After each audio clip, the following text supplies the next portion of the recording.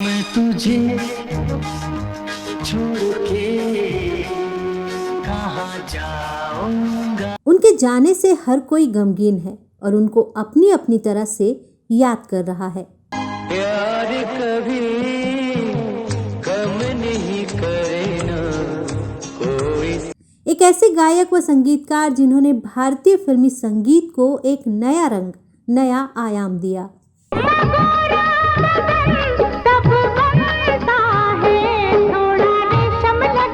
उन्होंने फिल्मी संगीत को पाश्चात्य संगीत से जोड़ा और ऐसा जोड़ा कि दोनों एक ही नजर आने लगे।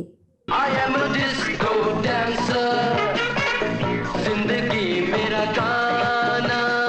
प्यार भरे नगमे हो, टूटे दिल की दास्तां हो, अपना प्यार तलाशने वाले प्रेमी की आवाज हो या भगवान को बुलाने वाला भक्ति गीत, जब उनकी धुनों से सजा तो उसका अंदाज ही निराला हो गया। कृष्णा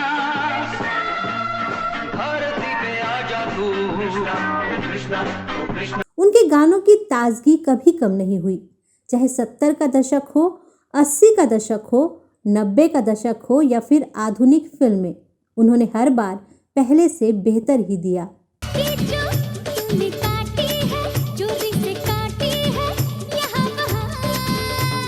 बॉलीवुड को रॉक और डिस्को से रूबरू कराकर पूरे देश को अपनी धुनों पर थिरकाने वाले इस मशहूर संगीतकार और गायक ने 80 के दशक में बॉलीवुड को यादगार गानों की सौगात देकर अपनी अलग पहचान बनाई।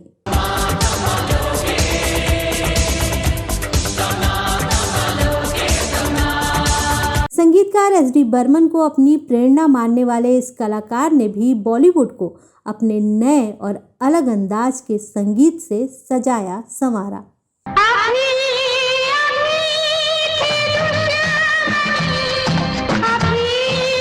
आसान नहीं था कि जिस दौर में लोग रोमांटिक संगीत सुनना पसंद करते थे, इस संगीतकार ने बॉलीवुड में डिस्को डांस को इंट्रोड्यूस करवाया।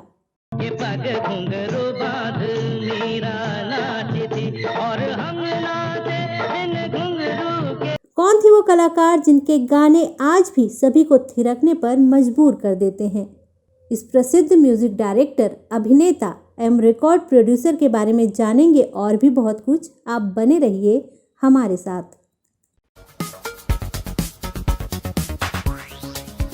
नमस्कार, मैं हूं नीलम शुक्ला देवांगन और आप देख रहे हैं ड्रामा सीरीज इंडियन। यहाँ हम बात करते हैं बॉलीवुड के अनकहे किस्सों की, ऐसी कहानियों की जो जुदा भी होती हैं और अनोखी भी। आज हम बात करेंगे बॉलीवुड के संगीत में डिस्को का तड़का लगाने वाले संगीतकार और गायक बप्पी लहरी की।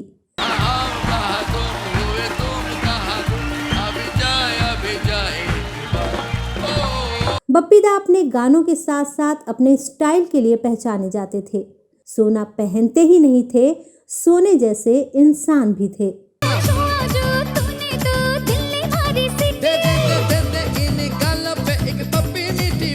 बप्पी लहरी का जन्म 27 नवंबर 1952 को पश्चिम बंगाल के जलपाईगुड़ी में हुआ था।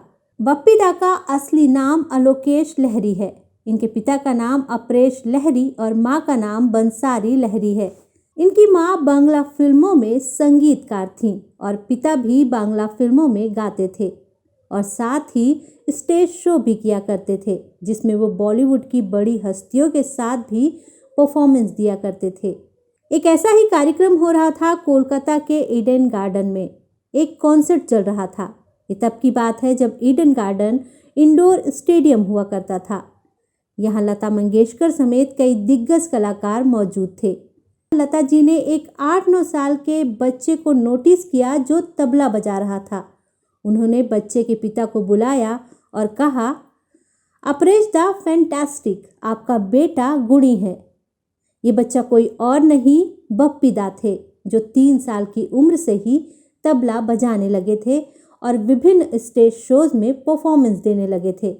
उनको लाइव तबला बजाता देखकर लता मंगेशकर ने उनके भविष्य के उज्जवल होने की भविष्यवाणी उसी समय कर दी थी।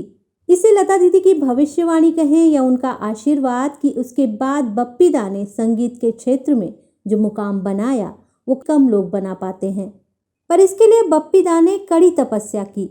जिस उम्र में बच्चे अपने हाथों में पेंसिल और चौक लेकर काम करना सीखते हैं, कागज और दीवारों पर तिरछी रेखाएं खींचते हैं, उस उम्र में बप्पी लहरी ने तबले पर अभ्यास करना शुरू कर दिया।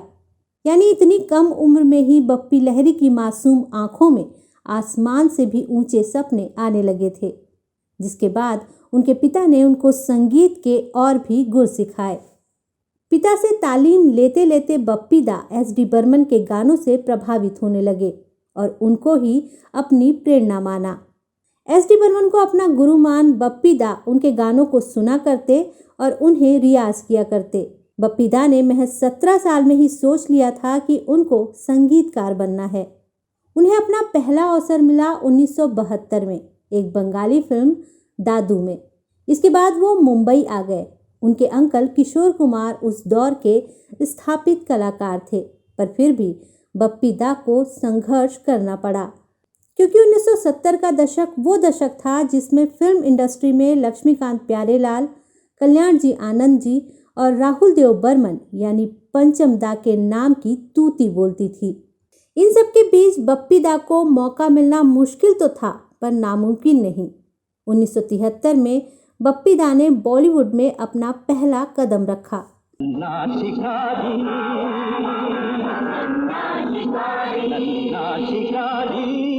उनकी पहली हिंदी फिल्म थी नन्हा शिकारी, जिसके लिए उन्होंने संगीत दिया था। फिल्म चली नहीं, पर बप्पी दा को लोगों ने नोटिस जरूर किया। आजा मेरी बाहों में, आजा मेरी जान, आजा मेरी तुझ पे जवानी कुर्बान। इसके बाद 1975 में आई फिल्म जख्मी, जिसने बॉलीवुड में उनको स्थापित किया। ताहिर हुसैन की हिंदी फिल्म जख्मी के गानों ने बप्पी दा को वो मुकाम दिलवाया जो इंडस्ट्री में पहले किसी के पास नहीं था। आओ तुम्हें चांद पे ले जाएं, प्यार भरे सब। इस फिल्म में किशोर कुमार और मोहम्मद रफ़ी जैसे जाने माने और जानी पहचानी आवाज़ों के साथ मिलकर बप्पी दा ने एक गाना गाया और वो देखते ही देखते इंडस्ट्री के जुबान पर चढ़ गए। इस फिल्म के लिए उन्होंने संगीत की रचना की और पार्श्व गायक के रूप में दोगुनी कमाई की। Nothing is impossible, कहता हूँ मैं सच बिल्कुल, आओ यारो डांस करें। इस फिल्म ने उन्हें प्रसिद्धि की ऊंचाइयों पर पहुंचाया और हिंदी फिल्म उद्योग में एक नए युग को आगे लाया। इसके बाद तो वे फिल्म दर फिल्म बुलंदियों को छूते चले गए और बॉलीवुड में अपना नाम बड़े कलाकार के रूप में प्रतिष्ठित कर लिया। ये जलता है दिया मेरा भीगी भीगी रातों में, आजा गोरी चोरी चोरी अब तो रहा नहीं जाए। उन्होंने अपने गीतों में पॉप का ऐसा अनुबंध रखा कि भारत में फिल्म संगीत पसंद करने वाले लोग नए अंदाज और नए नोट्स के आदी हो गए।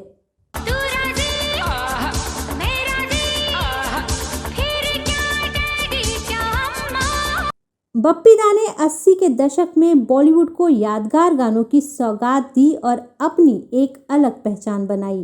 प्यार कभी कम नहीं करना, पर बप्पी दा की पहचान मात्र इतने पर ही सिमट कर नहीं रह जाती। वो मात्र संगीतकार नहीं थे, उनके व्यक्तित्व के और भी कई आयाम थे, जिसमें से एक थी उनके अलग अंदाज की गायन शैली। वैसे तो बॉलीवुड में गायकों का एक अलग ही मुकाम रहा है। ऐसे ही गायकों में से एक थे हमारे बप्पी दा, जिनको अगर बॉलीवुड का पहला रॉक स्टार गायक संगीतकार कहा जाए तो अतिशयोक्ति नहीं होगी।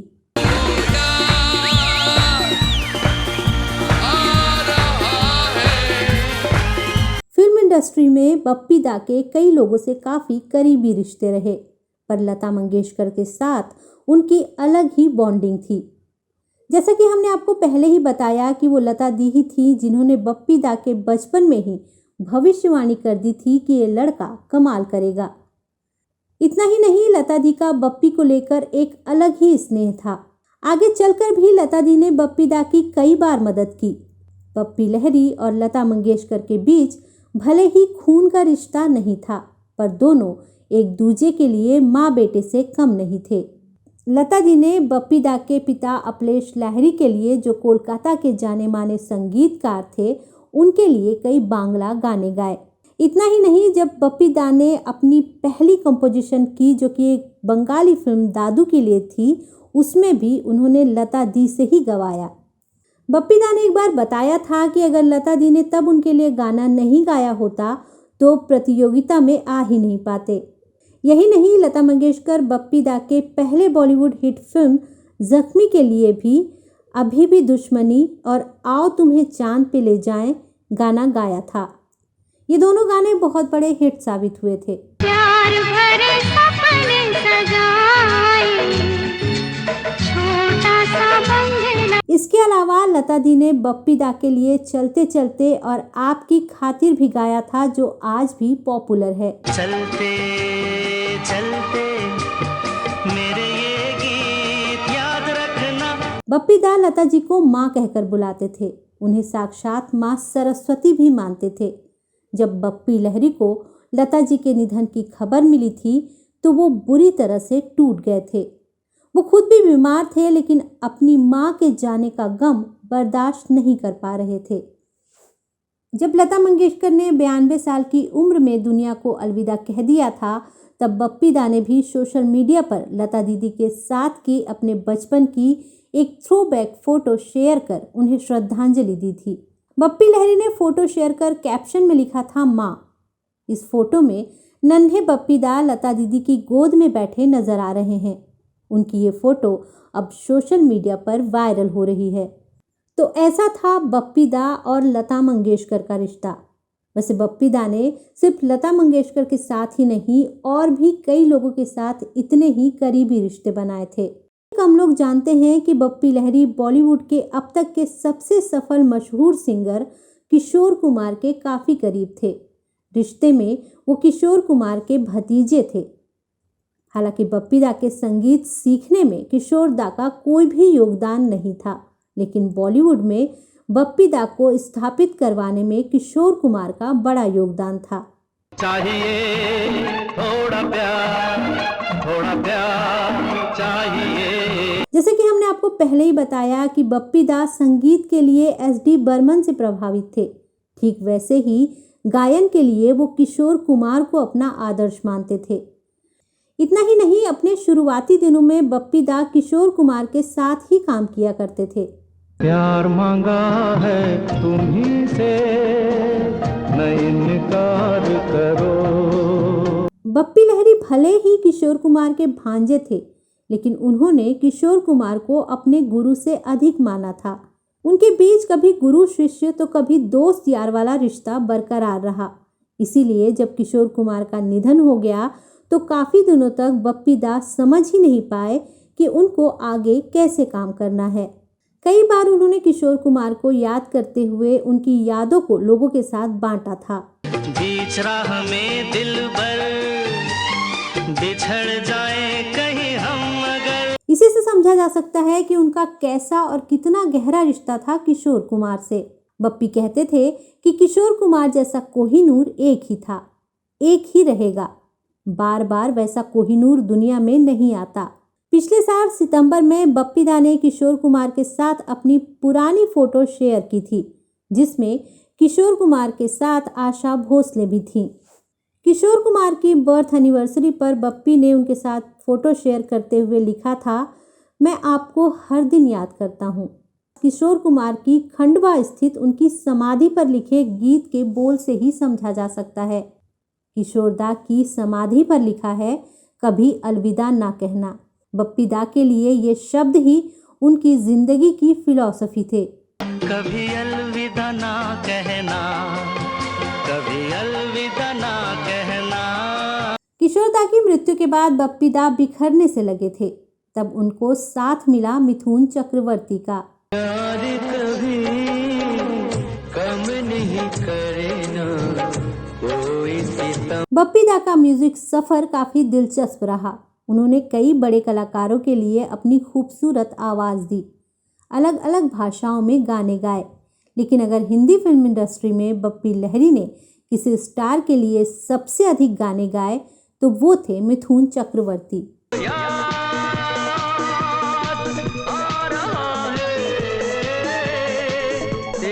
कहते हैं मिथुन को सुपरस्टार बनाने में सबसे बड़ा हाथ बप्पी लहरी का ही माना जाता है।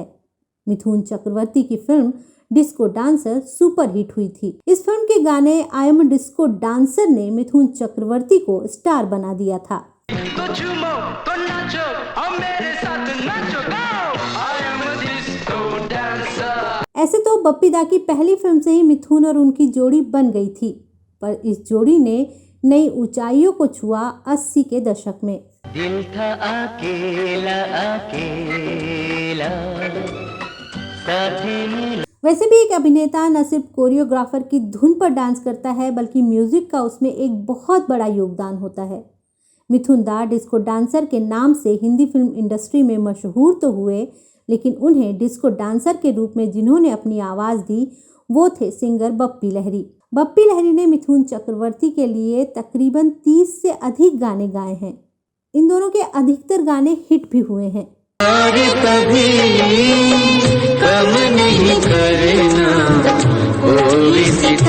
बप्पी लहरी ने मिथुन चक्रवर्ती के लिए सबसे पहले फिल्म सुरक्षा में अपनी आवाज दी थी।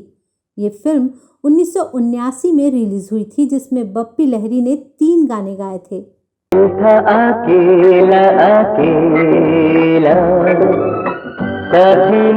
इसके बाद तो बप्पी लहरी और मिथुन दा की साझेदारी गजब की नजर आई। मिथुन चक्रवर्ती की 1981 में आई फिल्म वारदात में उन्होंने 4 गाने गाए। ये पागल था मुझको ही नहीं पता प्यार क्यों किया। इसके बाद उन्होंने 1982 में फिल्म डिस्को डांसर में अपनी आवाज दी। I am a disco dancer Bappi Lahiri और मिथुन चक्रवर्ती के करियर का सबसे बड़ा और सुपरहिट सॉन्ग माना जाता है। इस फिल्म के गानों ने दोनों के करियर में 4 चांद लगा दिए।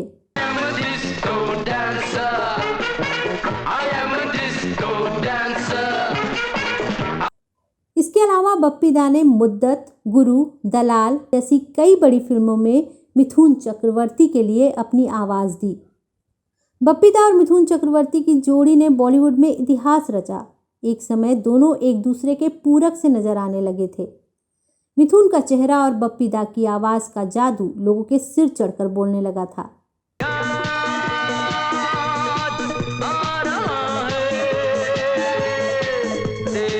बप्पी लहरी और मिथुन चक्रवर्ती ने मिलकर बॉलीवुड में गीतों को पॉप का तड़का लगाया और भारतीय दर्शकों को एक नया स्वाद प्रदान किया। भारतीय संगीत जगत में एक ऐसा समय भी था जब बप्पी लहरी का नाम आते ही लोगों के जहन में झूमते हुए गाने और बेहतरीन म्यूजिक घूम जाता था। सारा जहां है निकम्मा, अब बात करते हैं बप्पी लहरी के व्यक्तित्व की। बप्पी लहरी का जिक्र आए और उनके गहनों की बात ना हो तो उनकी कहानी अधूरी ही मानी जाएगी। गले में सोने की मोटी चेन और भारी भारी अंगूठियां। कई बार लोग बप्पी लहरी को देखकर सोने की दुकान तक कह दिया करते थे।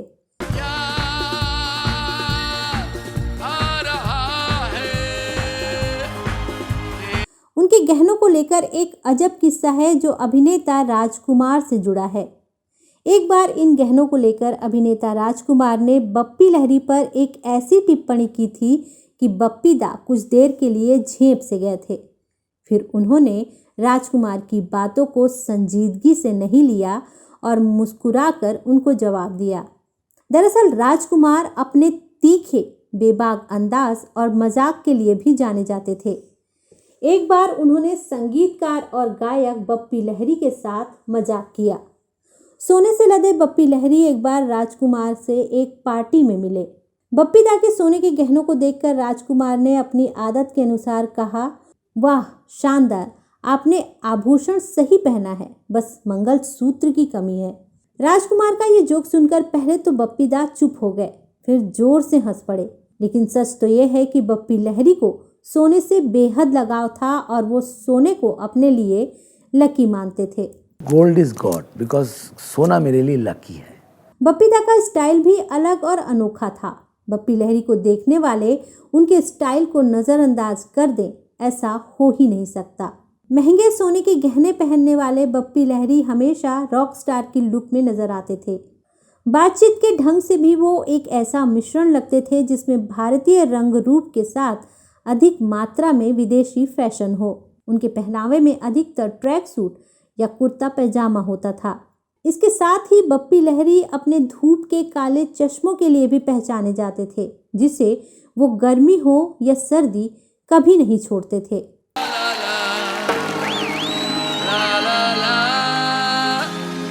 हिंदी सिनेमा में बिना हिंदी से छेड़छाड़ किए बप्पी दा ने संगीत को नई दिशा दी।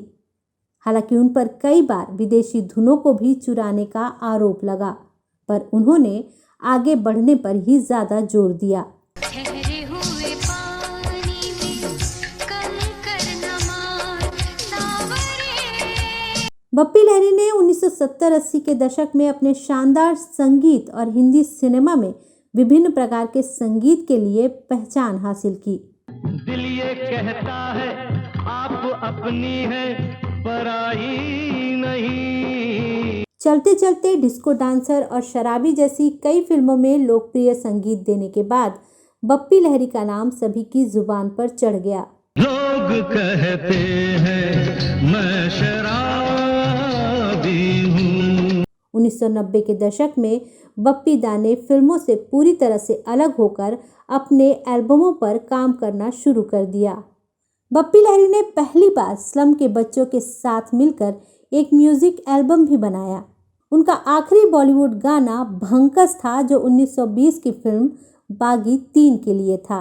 दोनों आके मारो तो चोरी बच जाए, चोरी बच जाए। वो घुंघराले घने बाल, गोल मटोल मुस्कुराता हुआ चेहरा और गले में ढेर सारी सोने की जंजीरें और गहने पहने हुए शख्स अब तस्वीर के एक फ्रेम का हिस्सा मात्र है। हिंदुस्तान के फिल्मी संगीत में डिस्को संगीत की धुन देने वाले बप्पी दा यानी बप्पी लहरी अब इस दुनिया में नहीं है। बप्पी दा ने बॉलीवुड को जो संगीत दिया वो आज से कई सालों बाद भी लोगों को थिरकने के लिए मजबूर करता रहेगा। लोग उनके गाए गीतों पर झूमते रहेंगे। उनका अनोखा संगीत और अनोखी आवाज यूं ही गूंजती रहेगी और लोग कहते रहेंगे, किसी नजर को तेरा इंतजार हो। तो आज की वीडियो में बस इतना ही। आपको हमारा ये वीडियो कैसा लगा हमें ज़रूर बताइएगा। आप अपनी राय और सलाह हमें कमेंट्स कर सकते हैं। तो अब मुझे यानी कि नीलम शुक्ला देवांगन को दीजिए इजाज़त। नमस्कार।